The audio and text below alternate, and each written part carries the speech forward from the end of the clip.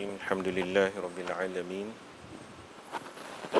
Wal 'aqibatu lil muttaqin wala 'udwana illa 'alal zalimin. Asyhadu an la ilaha illallah wahdahu la syarikalah wa asyhadu anna sayyidana wa habibana Muhammadan 'abduhu wa rasuluh.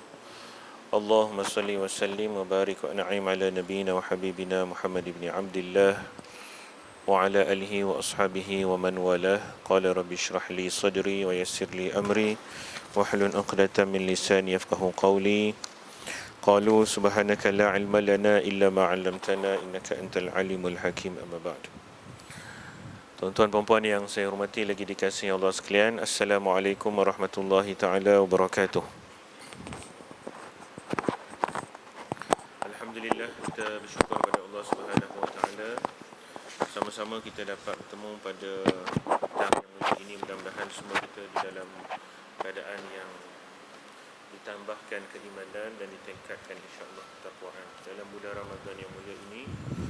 Kita teruskan amal, sama-sama kita mengemis rahmat dan pengampunan Allah SWT insya-Allah.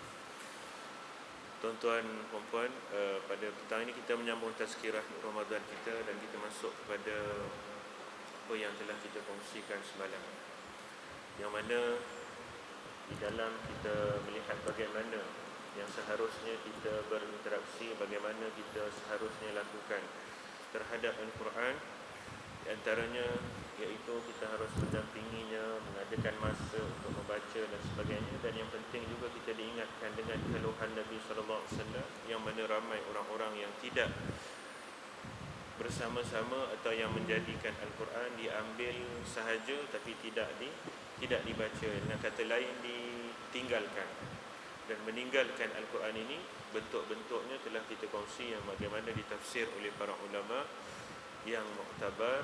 Ada 5. Jadi yang pertama iaitu meninggalkan daripada mendengar dan menerima, langsung tak nak dengar dan langsung tak nak terimanya, tak langsung ada kecenderungan. Yang kedua, meninggalkan daripada beramal dengan baca tetapi dia tidak nak beramal. Ini bentuk meninggalkan Al-Quran yang kedua.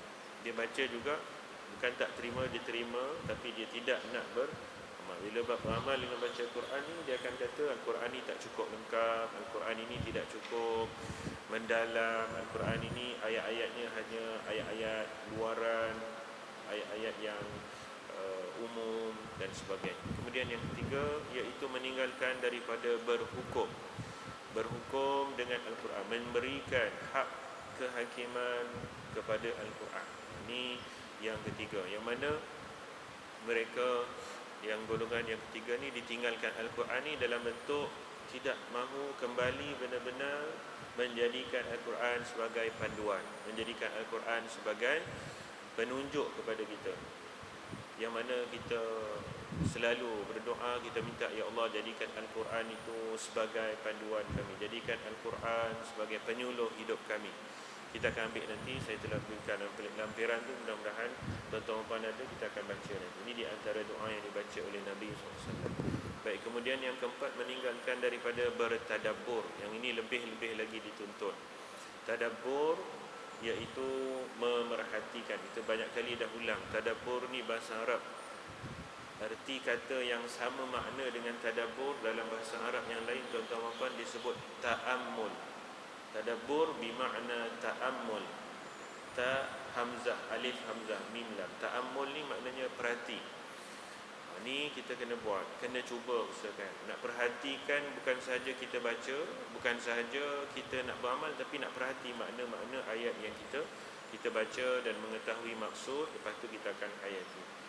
Dan yang kelima, meninggalkan daripada beristishfa dengan Al-Quran pada segenap masalah penyakit zahir dan batin. Penyakit zahir dan batin, hati sempit, hati rasa tak senang, zahir tubuh badan pun kadang-kadang sakit-sakit, semua sebenarnya Allah Ta'ala dekat penawar. Sebab itu di antara tipsnya, sebagaimana yang kita janjikan semalam, alhamdulillah, tuan-tuan sila rujuk ke dalam lampiran doa, yang kita berikan. InsyaAllah kita akan cuba buka di sini doanya, iaitu sebagaimana yang diriwayatkan di dalam beberapa riwayat yang disebutkan bahawa Nabi SAW pernah baca doa seperti ini. Ini doa yang saya rasa mungkin kadang-kadang kita tidak begitu perasan. Doa yang sangat baik untuk kita apabila sama ada kita nak baca Quran ataupun selepas baca Al-Quran. Kerana ini diriwayatkan Nabi SAW baca, khusus dia ada riwayat dia. Kita baca dulu riwayat ini. Riwayat ini diceritakan daripada sahabat Abdullah bin Mas'ud di antara perawinya, sebagaimana direkodkan oleh Imam Ahmad, Imam Ibn Hibban, Abu Ya'la dan sebagainya rahimahumullah. Qala Rasulullah sallallahu alaihi wasallam, tuan-tuan boleh refer dan lihat di dalam lampiran doa yang kita beri. Qala Rasulullah sallallahu alaihi wasallam, Nabi SAW bersabda, ni ada cerita dia dulu. Nabi SAW bagi tahu dulu. Ma asaba 'abdan hammun wala huznun. Tiadalah seseorang hamba itu asaba maknanya ditimpa dengan sesuatu hammun wala huznun. Hammun ni maknanya perkara yang menyempitkan, huznun perkara yang menyedihkan. Dalam kehidupan ni kita banyak menghadapi ujian, banyak ada masalah ni menyempitkan dada, menyedihkan kita, kadang-kadang menjadikan kita rimas, runsing, murung dan macam-macam lagi. Yang ini dalam bahasa Arab disebut hammun wa huznun. Ada doa khusus yang Nabi SAW ajar kepada kita. Saya yakin tuan-tuan kita biasa baca. Antaranya Nabi SAW baca, Allahumma inni a'udzubika minal hammi wal hazan. Ingat tak doa tu tuan-tuan? Ingat kan? Ini kita biasa baca.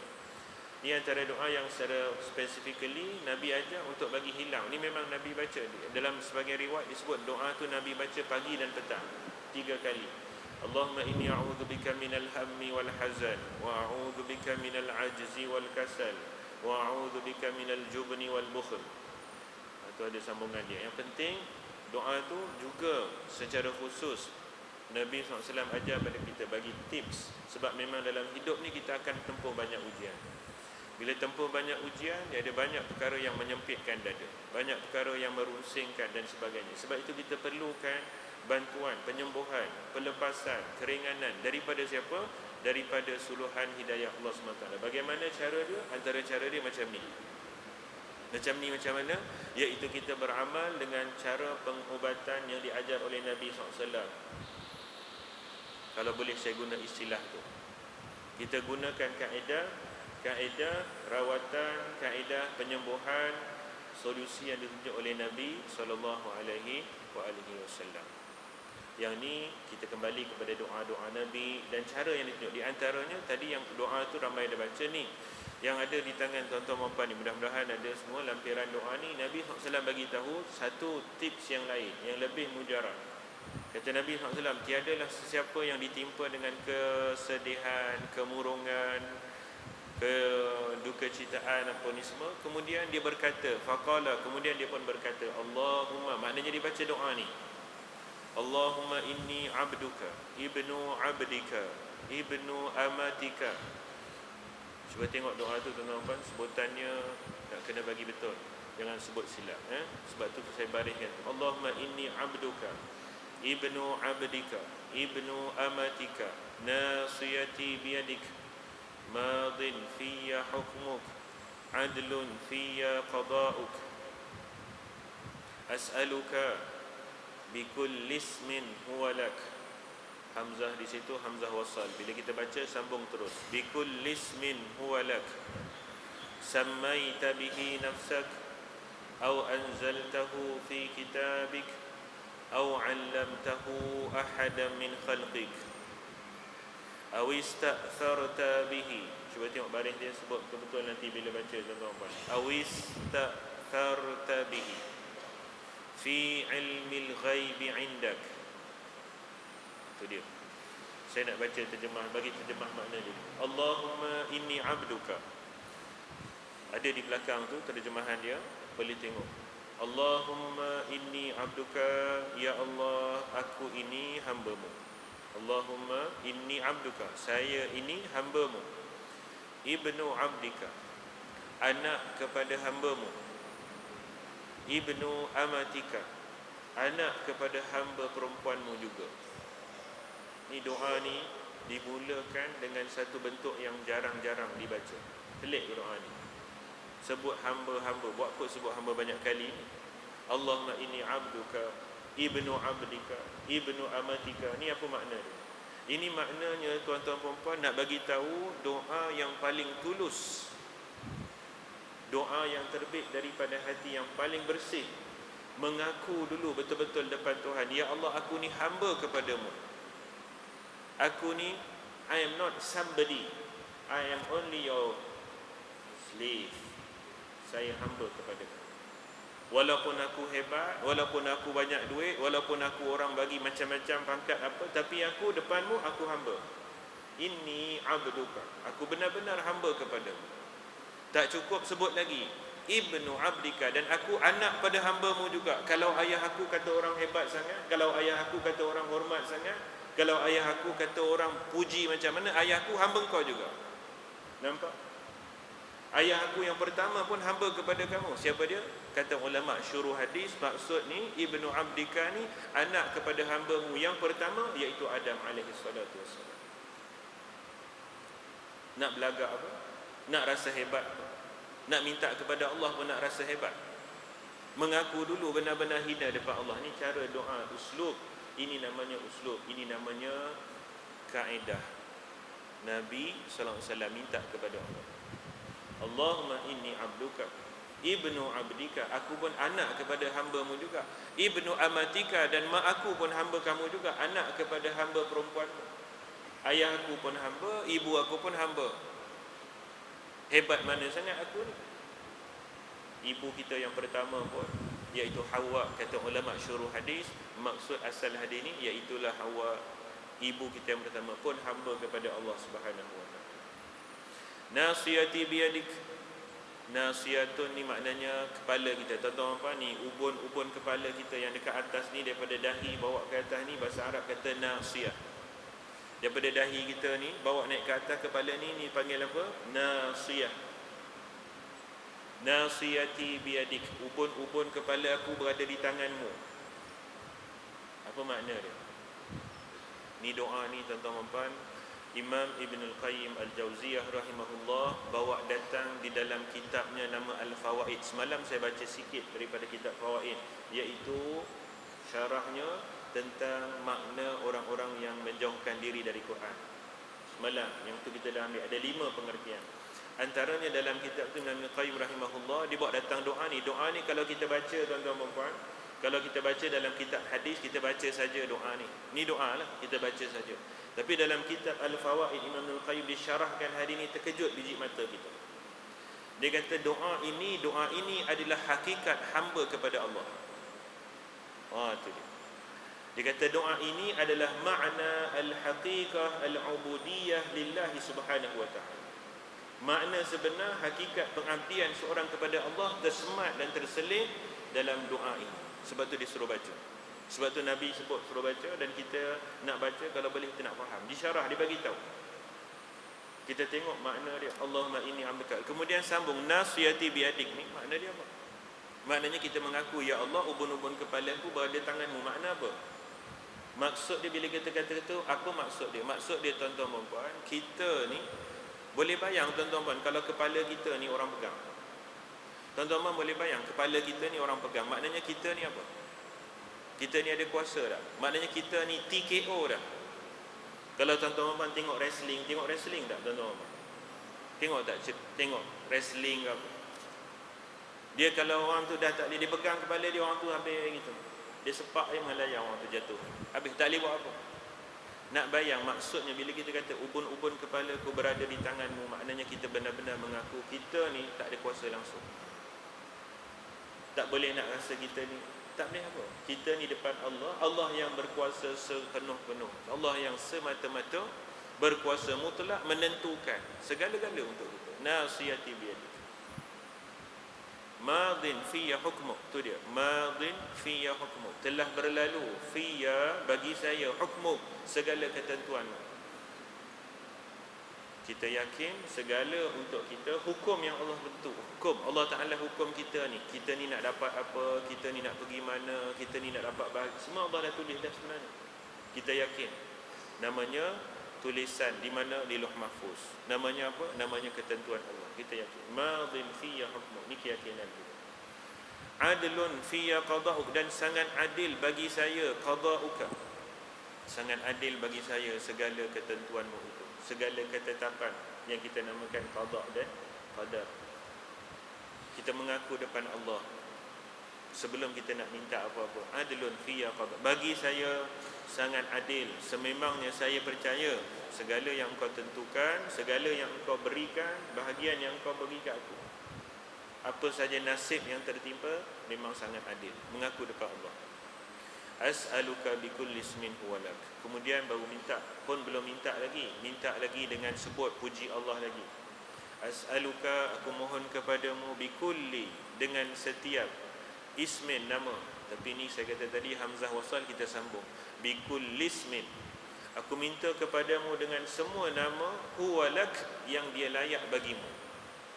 Nama-nama Allah yang mewakili sifat-sifat kebesaran Allah yang layak bagi Allah. Aku mohon kepadamu ya Allah dengan semua nama-nama yang menunjukkan yang layak bagi sifatmu yang maha hebat.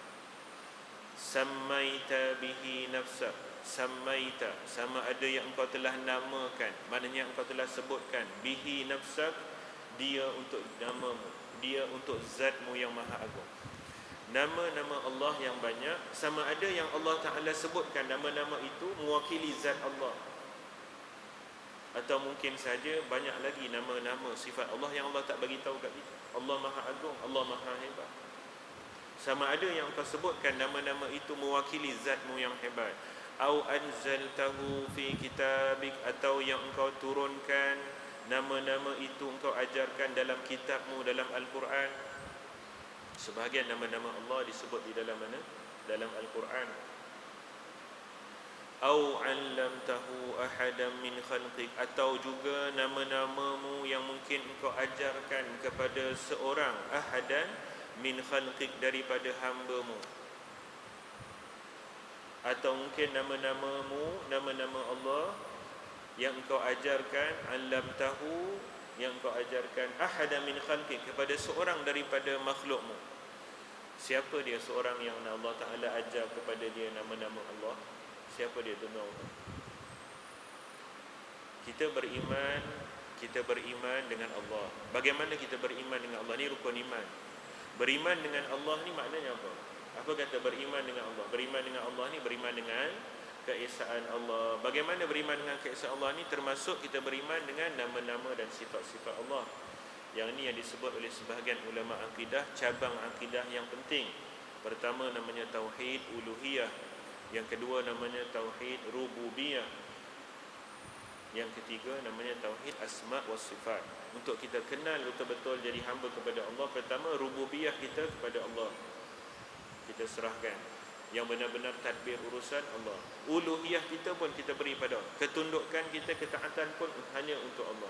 Dan yang ketiga, beriman dengan nama-nama dan sifat-sifat Allah. Namanya tauhid asma wa sifat.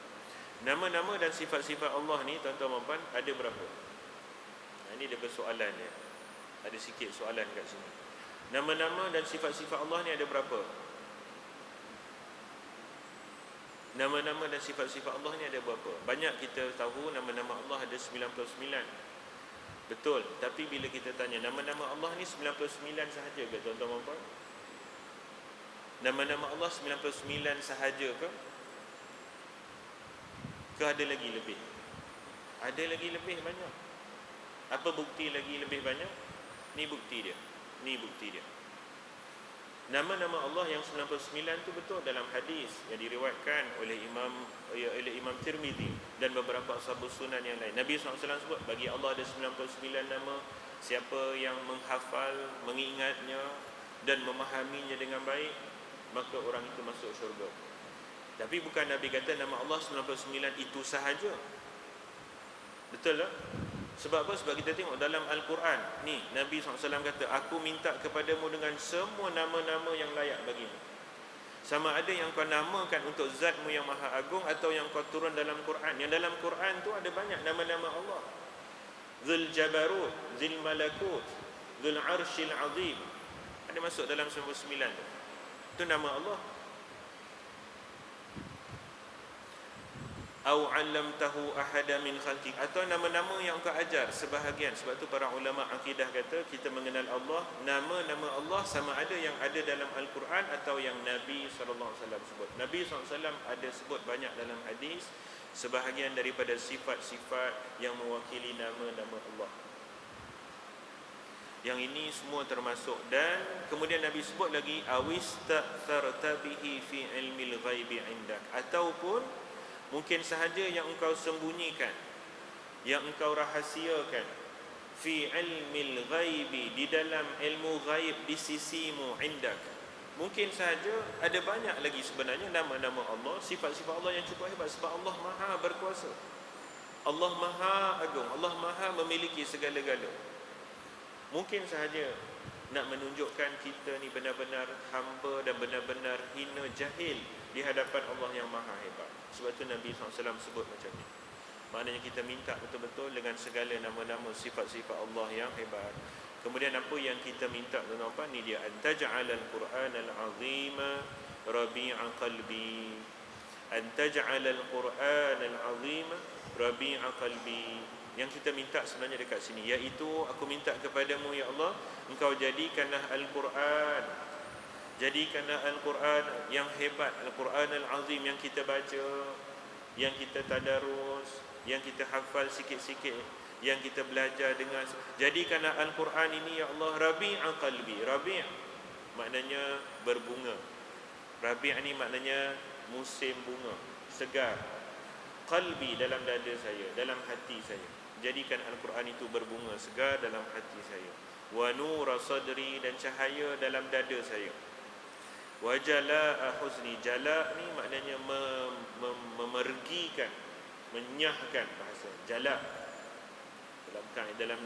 di dalam syariat Islam ada salah satu kaedah hukum dipanggil ijla'. Kalau ada orang buat salah dalam sebuah negara, pemimpin Islam yang memerintah kat situ, kalau kesalahan tu kesalahan besar, dia boleh jatuhkan hukum namanya ijla', maknanya dihukum keluar negeri, nyah dia. Zaman Nabi SAW, golongan Yahud Banu Quraizah, dia ada buat perangai masa tu, dia mencemarkan perjanjian bersama dengan Nabi SAW. Kemudian lepas tu Nabi SAW pun nyahkan mereka daripada kota Madinah. Berlaku namanya peperangan Khaybar. Ni hukum ijla'. Jalak ni saya nak kata maknanya hindarkan, pergikan jauh-jauh, buang jauh-jauh macam dia. Wa jala'a huzni, buangkan jauh-jauh segala huzni. Huznun tu segala sedih saya, segala rasa kecewa sedih saya.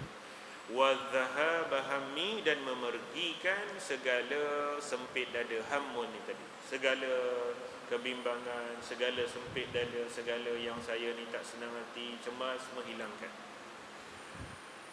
Wa dhahaba hammi wa ghammi. Hammi, hammun, ghammun tu sama makna dia.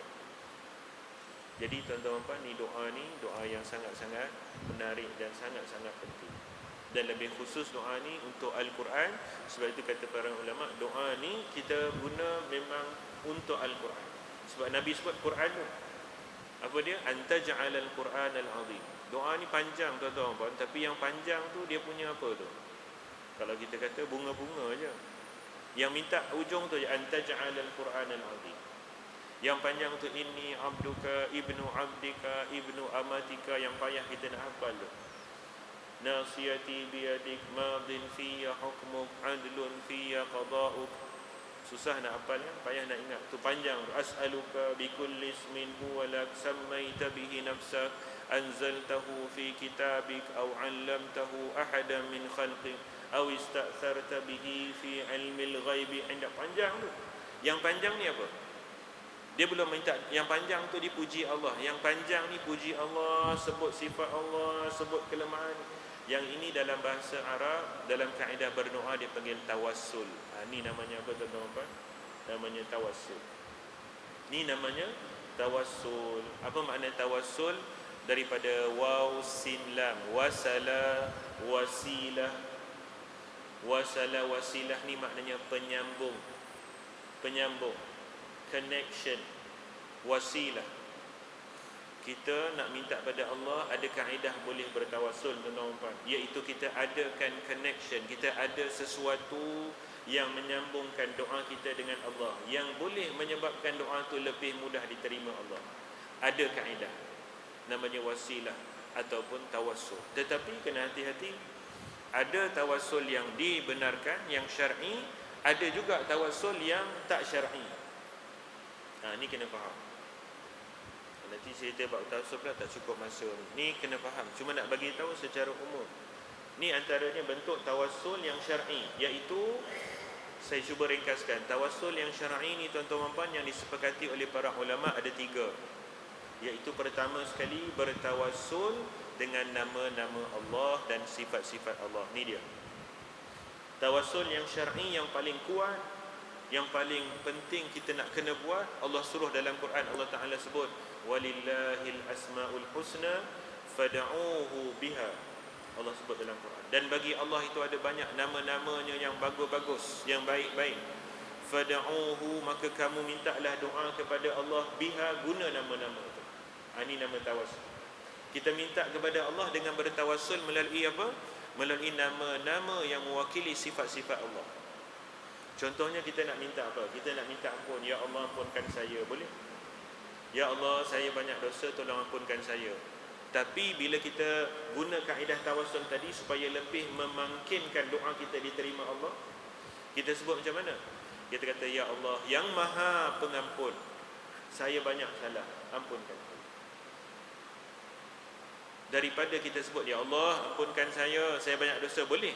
Tapi bila kita faham kaedah tawassul yang Allah suruh, dan bagi Allah ada banyak nama-namanya yang bagus-bagus, yang baik-baik, hebat-hebat, doalah minta dengan tu. Kita tahu salah satu nama Allah apa? Maha Pengampun. Jadi kita minta Allah guna sifat Allah Maha Pengampun. Bila kita nak minta ampun, Ya Allah yang Maha Pengampun, ampunkan saya. Kita nak minta apa? Nak minta kita ni selamat. Ya Allah, wahai yang Maha menyelamatkan, antas salam, Allahumma antas salam. Kan kita baca doa ni, salim ni, selamatkan saya. Kita nak minta apa? Nak minta apa? Nak minta sembuh penyakit. Ya Syafi, wahai penyembuh, sembuhkan saya. Sembuhkan. Tak boleh bahasa Arab, kita buat bahasa Melayu je. Tak tu Allah Maha mengetahui. Itu sifat Allah. Sifat Allah ada banyak. Kita macam-macam lagi kita. Jadi itu pertama, bentuk tawassul yang paling bagus, yang paling kita dituntut, yang Nabi SAW ajar. Dan ni antara buktinya Nabi SAW tawassul panjang ni semua menyebut sifat-sifat Allah, menyebut nama-nama Allah. Saya ini hamba, saya hamba kepada hamba kamu, anak kepada hamba juga, mak pun hamba, kepala saya kamu pegang, saya tak ada kuasa apa. Segala ketentuan kamu dah tulis untuk saya reda seredanya, saya mengaku sangat adil. Kata cantik. Ni segala bentuk kita menyatakan pengabdian yang benar-benar. Sebab tu Imam Al-Qayyim kata doa ini adalah doa menunjukkan makna al-ubudiyah al-haqiqah, makna pengabdian yang sebenar kepada Allah. Lepas tu sebut lagi secara spesifik, Nabi kata, dan aku minta kepadamu dengan semua nama-namamu ya Allah. Bukan 99 sahaja, Nabi sebut, dan aku minta kepadamu dengan semua nama-namamu. Sama ada yang engkau sebutkan dalam Quran, yang engkau ajar kepada seorang daripada hamba-Mu, Nabi SAW, padahal hebat. Tapi dengan Allah dan ajar kepada kita, Nabi guna bahasa paling tawaduk. Siapa dia orang yang ajar? Nabi lah. Tapi Nabi tak kata, dan yang engkau ajar kepada aku. No. Aku tak aku. Yang engkau ajar kepada seorang daripada hamba kamu yang selekeh ini. Kalau saya tambah. Nampak? Bahasa apa? Bahasa tawaduk namanya. Kita sikit aku, kita yang hebat. Nabi baca, padahal Nabi seorang je pun yang Allah ajar, yang Nabi sebut dalam banyak hadis-hadis, sebut nama Allah, sifat Allah macam ni, begitu gini. Allah boleh marah, Allah juga boleh senyum, Allah juga boleh rasa gembira, ketawa. Ada dalam hadis disebut. Allah tak bersifat begitu gini banyak. Tapi Nabi sebut, dan yang kau ajar kepada seorang daripada hamba, au 'allamtahu ahadan min khalqik. Atau yang mungkin sahaja engkau banyak lagi mungkin nama-namamu yang engkau sembunyi, engkau rahsiakan di alam ilmu ghaibmu yang kita tak tahu. Boleh saja. Maknanya Allah Subhanahu wa ta'ala yang maha suci, maha besar, azza wa jalla, yang cukup kuat, perkasa, hebat. Mungkin saja banyak lagi nama sifat-sifatnya yang dia tak ajar kat kita, sembunyikan. Semua nama-namamu yang aku minta. Nak minta apa? nak minta ni, antaj'alal Qur'anal azim rabi'a qalbi. Jadikan Quran yang hebat yang aku baca ni, yang sikit-sikit aku dengar belajar ni, yang aku hafal pun tak berapa nak hafal sangat ni, Quran ni yang aku nak baca damping, tolong jadikan dia rabi'a qalbi, segar, berbunga di dalam dada saya. Nur sadri, beri cahaya di dalam hati saya. Beri cahaya ni kata para ulama maknanya apa? Maknanya beri hidayah, beri kesan. Cahaya tu maknanya hidayah. Cahaya ni maknanya ilmu, kita maklum. Baca Quran dapat cahaya, maknanya dapat hidayah ilmu. Daripada ayat Quran kita baca, kita jadi faham, kita jadi seorang yang ada penghayatan. Wa jalaa huzni wa dhahaba hammi wa ghammi. Dan jadikan Quran itu memergikan, menghilangkan jauh-jauh segala duka cita kita, sempit dada kita, segala rasa hati tak senang, gundah gulana semua hilang. Masya-Allah. Tuan-tuan dan puan, kalau boleh baca doa ni dengan benar-benar beriman, dengan penuh rasa keyakinan, dengan kita pula baca Quran sungguh-sungguh lagi, ya Allah. Boleh ke tak boleh agaknya sempit dada ni hilang? Tentu boleh. Penawar yang sangat diperlukan. Tapi kena buat sungguh-sungguh. Kena buat bukan saja sungguh-sungguh, dengan ikhlas, dengan kena betul cara dia. Baik, kemudian kita sambung dulu hadis ni. Nabi SAW sebut, illa azhaballahu huznahu wa hammahu wa abdalahu makanahu farha. Tadi cerita hadis ni apa Nabi kata? Ma asaba abdun hammun wala huznun. Tiadalah seorang hamba itu ditimpa dengan sempit dada, dengan kesedihan, kesusahan, lalu dia baca doa ni. Tadi doa tu dia baca semua doa ni, illa, kecuali, maknanya kalau dia baca doa ni, azhaballahu huznahu, Allah akan pergikan, Allah akan hilangkan daripada dia segala sedih dia, hammahu, duka cita, sempit dada dia, wa abdalahu makanahu farha, dan Allah ganti pula yang sedih, yang duka cita, yang sempit dada tu, Allah ganti dengan farha. Apa makna farha? Rasa gembira dan lapang dada. Sebab tu orang kalau baca Quran, berdamping dengan Quran, Quran ni jadi teman dia. Munisa, waj'alil Qur'ana lana munisa.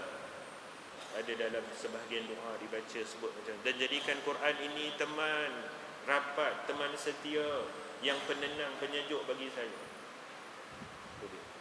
Kemudian bila sahabat dengar ni, dalam riwayat ni sebut, qalu, sahabat tanya, ya Rasulullah, afala nata'allamuhunna. Sahabat bila dengar doa macam ni, sahabat pelik tau tuan-tuan. Sahabat macam terkejut. Seolah sahabat terbayang, ini satu yang something very very special. Semua sakit dada, semua masalah, semua serabut kehidupan kita ni celaru, baca Quran boleh hilang. Sahabat rasa ni something very special. Jadi sahabat pun terlintas, terkeluar spontan tanya, ya Rasulullah, afala nata'allamuhunna. Ya Rasulullah, hak ni untuk kita sahaja ke ni kita boleh ajar juga ke anak-anak cucu kita, orang lain nanti? Sahabat tanya, macam tu maksud soalan tu.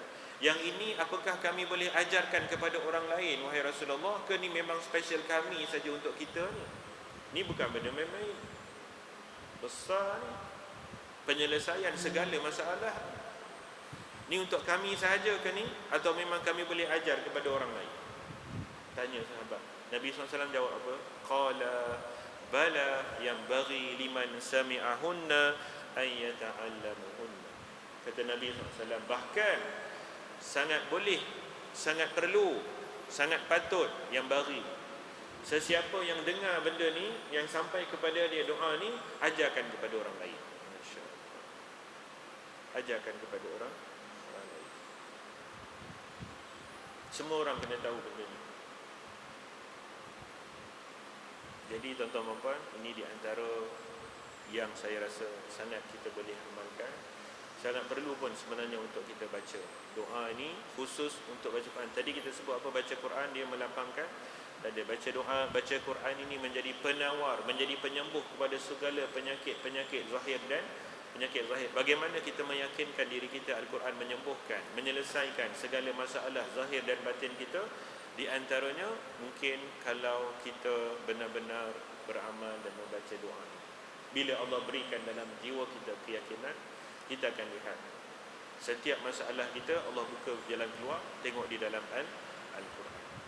Setiap masalah kehidupan kita, sempit dada kita, masalah keluarga, masalah apa, Kita baca Al-Quran, Allah bagi jalan keluar melalui Al-Quran. Ada jalannya.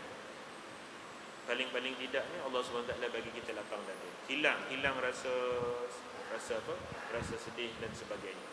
Jadi tuan-tuan dan puan, kita nak sebutkan ini di antara yang kalau boleh kita akan cuba amalkan. Apa dia? Membaca Al-Quran selalu, adakan masa, memerhati makna, dan tambahan dia, tips dia, bila kita baca Al-Quran, kita baca doa-doa yang seperti ini. Doa yang disebut oleh Nabi SAW. Selalu kita baca doa Al-Quran, bagus, tak apa-apa. Tapi doa itu bukan doa yang dibaca oleh Nabi SAW. Allahumma arhamna bil Quran waj'alhu lana imaman wa nuran wa hudan wa rahmah.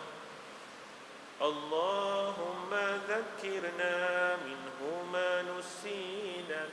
Kadang-kadang kita sebut pun tak apa nak kena.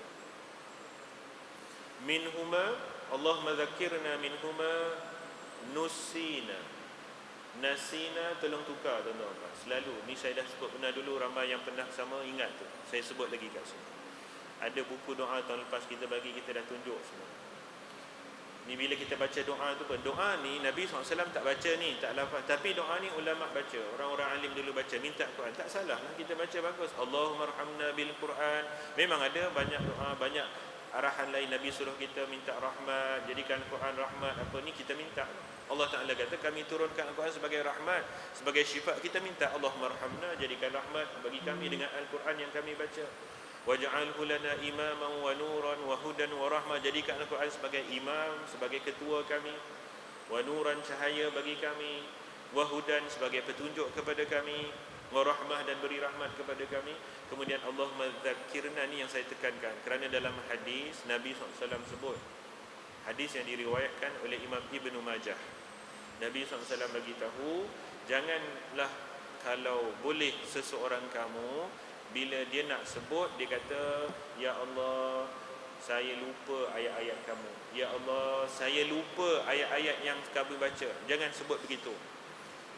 Tak boleh. Nabi kata, hendaklah dia beradab dengan Allah. Bila dia nak sebut, dia kata, Ya Allah, ingatkan saya yang saya dilupakan, bukan yang saya lupa.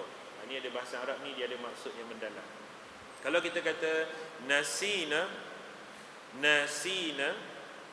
maknanya kami lupa. Nasya, lupa. Nasina, kami lupa. Kalau maksud nasina tu kami lupa, maknanya di dalam kaedah bahasa Arab disebut fa'il tu, dipanggil fa'il mabni lil ma'lum. Mabni lil ma'lum ni maknanya dia dibina di atas keyakinan yang memang betul-betul nampak. Maknanya kami memang saja lupa. Gitu. Nasina maknanya kami memang lupa, kami saja lupa. Kita bila bab Quran, kita tak boleh macam tu dengan Allah. Sebab Al-Quran ni kita tak boleh sengaja bagi lupa. Ada dalam riwayat yang lain, Nabi SAW sebut, Al-Quran ni bila kita baca, bila kita dah ingat, faham, jangan kita sengaja lupa. Siapa yang sengaja melupakan ayat Al-Quran, dia bangkit hari kiamat, kulit dia terkupas-kupas, tuan-tuan.